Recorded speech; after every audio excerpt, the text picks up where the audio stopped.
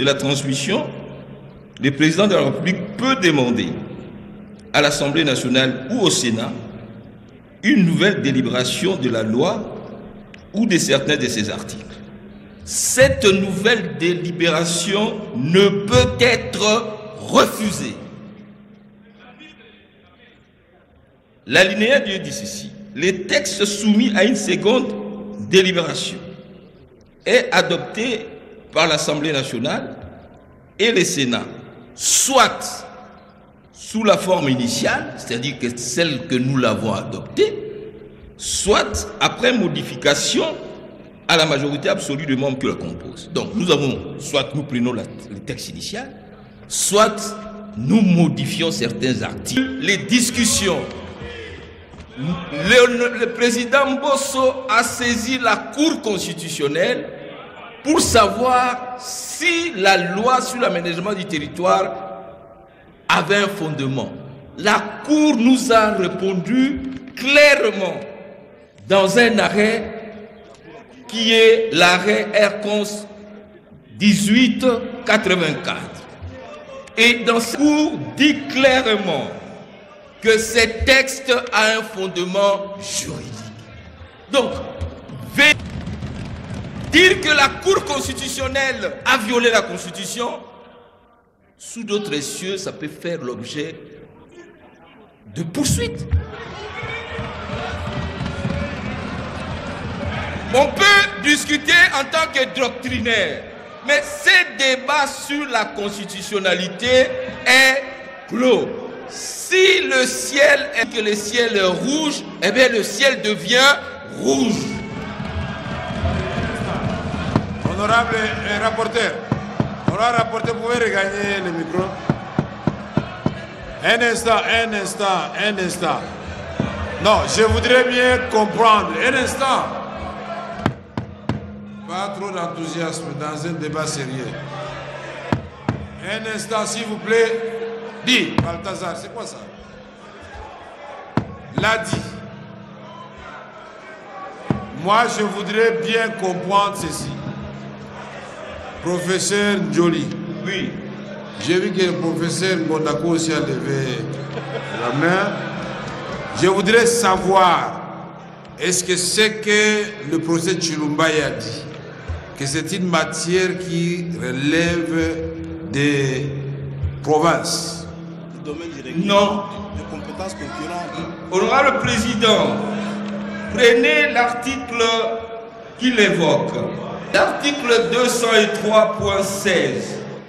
Sans préjudice des dispositions de la présente Constitution, les matières suivantes sont de la compétence concurrente du pouvoir central et des provinces.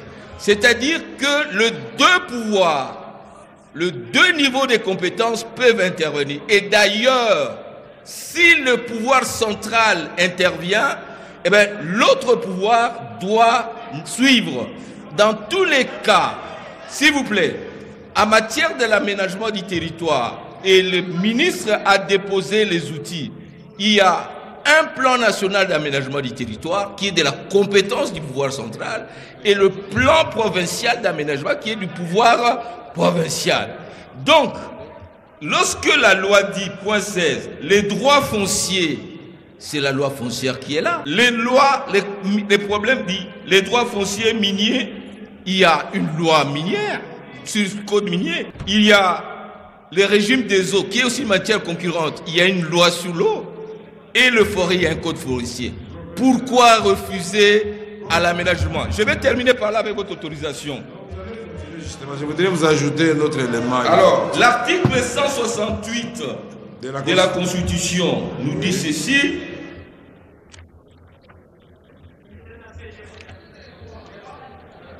Les arrêts de la Cour constitutionnelle ne sont susceptibles d'aucun recours et ne sont immédiatement exécutoires. Ils sont obligatoires et s'imposent au pouvoir public, à toutes les autorités administratives et juridictionnelles, civiles et militaires. L'honorable Mbosso, au nom du bureau, a saisi la Cour pour savoir...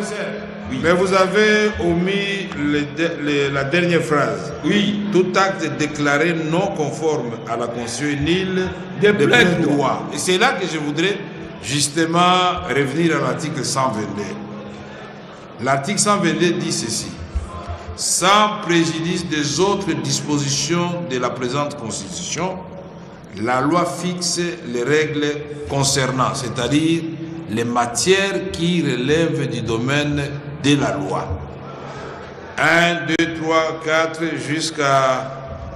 jusqu'à 15.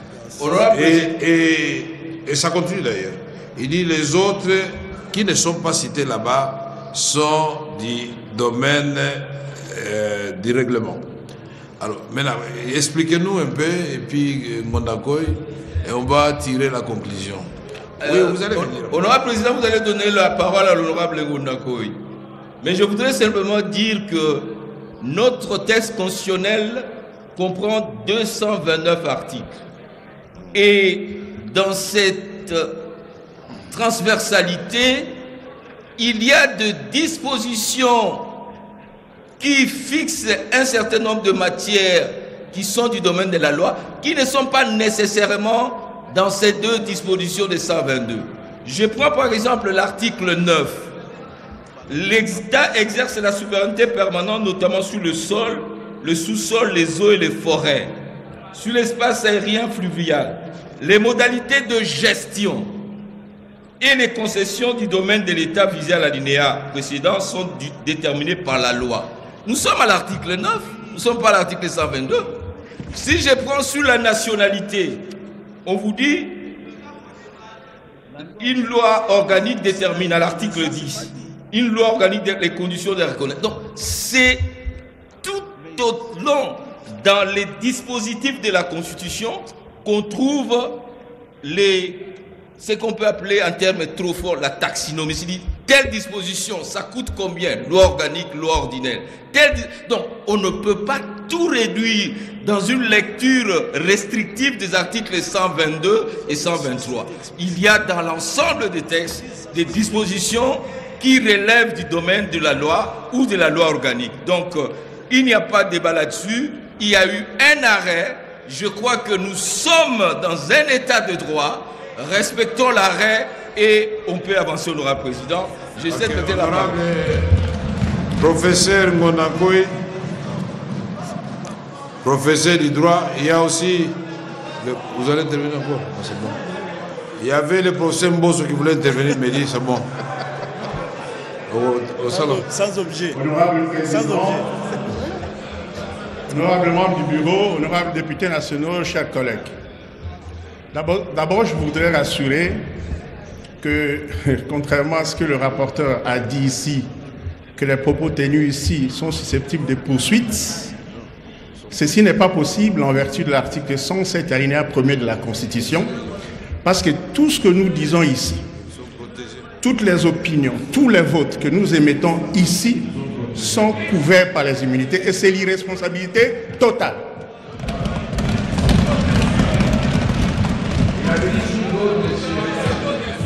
Bien sûr. Mais pas ici. Bien sûr. Je voudrais juste C'est moi qui rassurer. conseillerais aux députés qui font des conférences de presse, des déclarations, profitez du micro de temps en temps pour parler.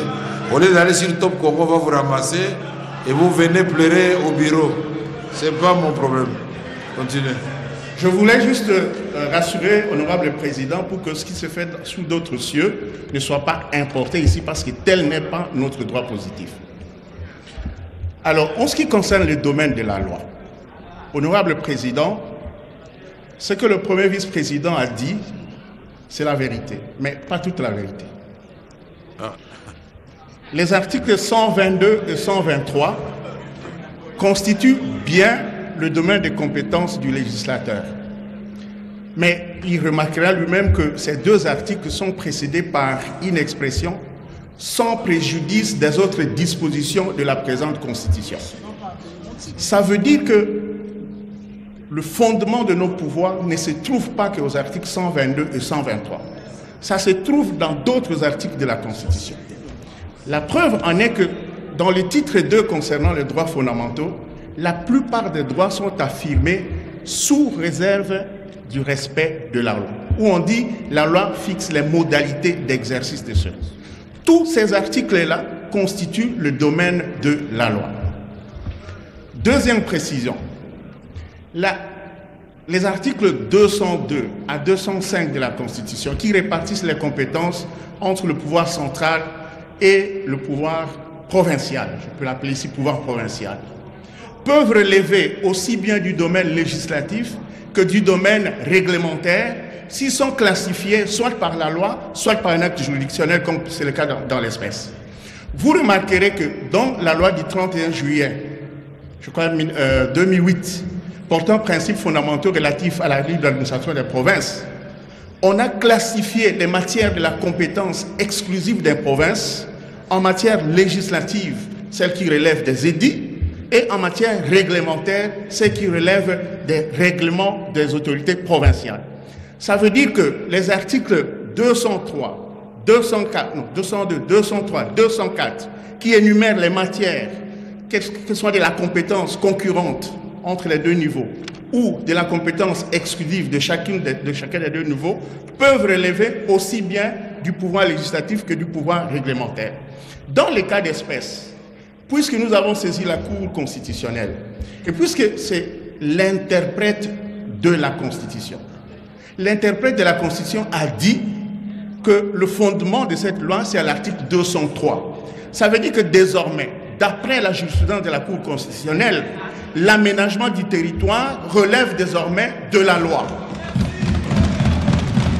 Bon, et sur ce point-là, je précise, honorable président, que conformément à l'article 205 de la Constitution, in fine, il est dit que dans ces matières-là de la compétence concurrente, si une législation nationale ou un règlement d'exécution nationale est intervenu, tout édit provincial ou tout règlement provincial qui intervient, qui est incompatible à ça, est nul et non abrogé de plein droit.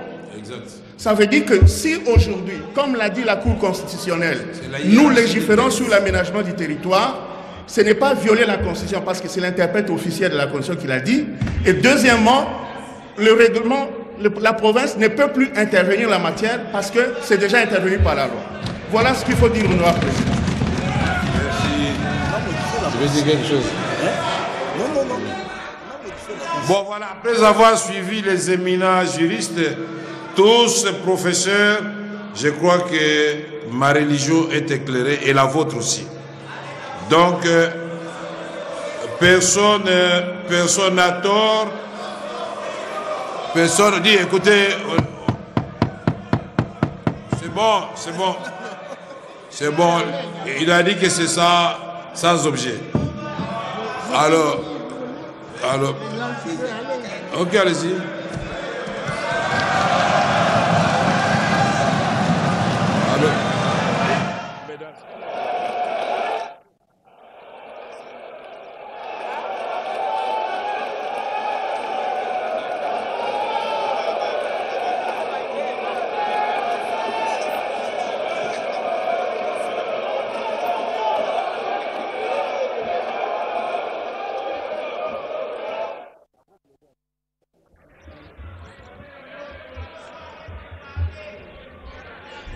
Honorable Président, merci du tour de la parole.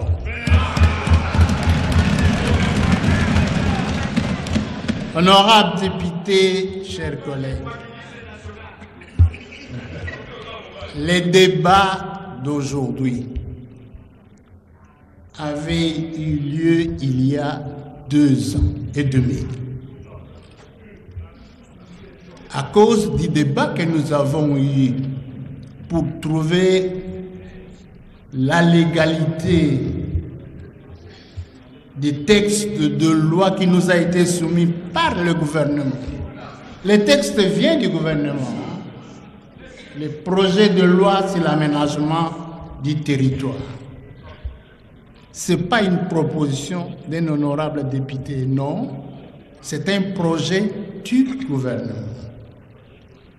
Tous, de bonne foi, nous avons cherché à connaître les fondements légaux de ces projets de loi.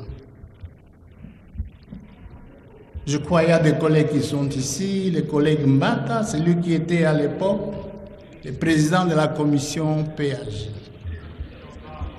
On s'est